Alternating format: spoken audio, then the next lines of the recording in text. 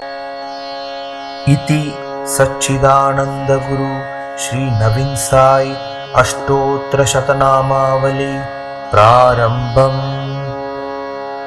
ओम श्री सच्चिदानंदगुरु श्री नवीन साई नमः। ओम श्री सत्य साई शुद्ध प्रज्ञाय नमः। ओम श्री प्रणवगिरिवासिने नमः। ओम श्री नीलगिरीश्वरने नमः। ओम श्री गोसुंदरपुरम वासिने नमः। ओम श्री हृदयवासिने नमः। ओम श्री सत्यबोधकाय नमः। ओम श्री सत्यस्वरूपाय नमः। ओम श्री सत्पुरुषाय नमः। ओम श्री सत्यगुणात्मने नमः।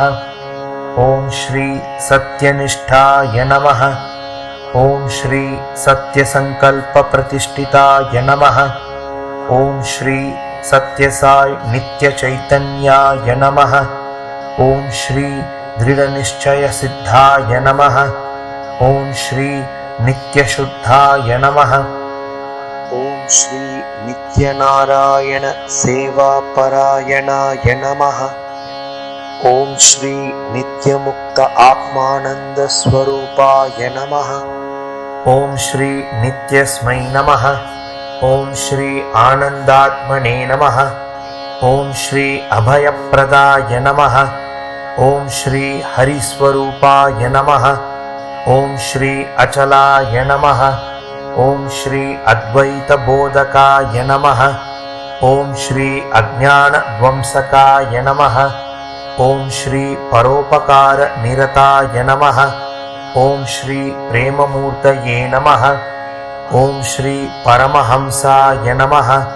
ओम श्री मंदस्मितमुखाय नमः। ओम श्री प्रदायकाय नमः। ओम श्री दिव्यप्रेम प्रदर्शकाय नमः। ओम श्री पराविद्या प्रदायकाय नमः। ओम श्री संकीर्तन प्रियाय नमः। ओम श्री भावप्रियाय नमः। ओम श्री भक्तवत्सलाय नमः। ओम श्री ब्रह्मनिष्ठाय नमः। ओम श्री भावातीताय नमः। ओम श्री आनंदमूर्तये नमः। ओम श्री दीनजन तृप्तिकराय नमः। ओम श्री धीराय नमः। ओम श्री द्वन्द्वतीताय नमः। ओम श्री चराचर भूत दयापराय नमः।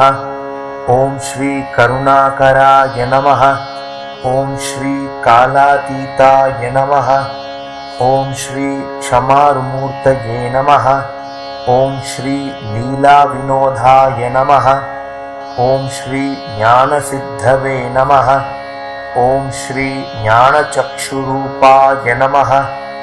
ओम श्री त्रिकाल ज्ञानाय नमः।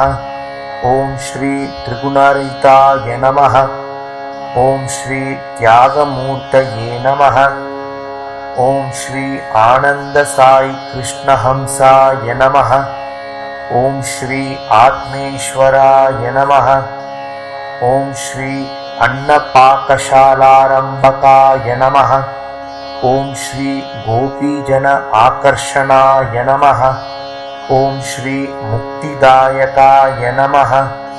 ओम श्री योगक्षेम तत्पराय नमः। ओम श्री मंत्रसिद्धाय नमः।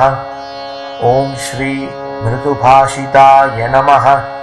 ओम श्री लोककल्याणकारकाय नमः। ओम श्री मोक्षमार्ग प्रदर्शकाय नमः। ओम श्री निस्वार्थ सेवा तत्पराय नमः। ओम श्री विद्वत्पोषणाय नमः। ओम श्री निर्विकल्पाय नमः। ओम श्री प्रेमवैद्यरूपाय नमः। ओम श्री ऋजुमार्ग प्रदर्शनाय नमः। ओम श्री वज्रसंकल्पाय नमः। ओम श्री आत्मसुंदराय नमः। ओम श्री वरदाय नमः। ओम श्री विमलाय नमः। ओम श्री भक्तपराधीनाय नमः। ओम श्री वेदान्तोद्धारकाय नमः। ॐ श्री वेदसंरक्षकाय नमः। ॐ श्री भक्तवशाय नमः। ॐ श्री वेदरुचितप्रियाय नमः। ॐ श्री धैर्यसिद्धिप्रदायकाय नमः। ॐ श्री विद्यानिधये नमः। ॐ श्री अनन्तप्रेमस्वरूपाय नमः। ॐ श्री संकल्पसिद्धये नमः। ॐ श्री सर्वप्रेमिने नमः। ॐ श्री सर्वसेविने नमः। ॐ श्री सर्वरोगनिवारकाय नमः। ॐ श्री सर्वाधिसाक्षिभूताय नमः। ॐ श्री परमानन्दप्रदायकाय नमः। ॐ श्री सर्वमङ्गलकराय नमः। ॐ श्री सर्वभूतैक्यरूपाय नमः। ॐ श्री सर्वभूतदयाहितरताय नमः। ॐ श्री दुःखहराय नमः।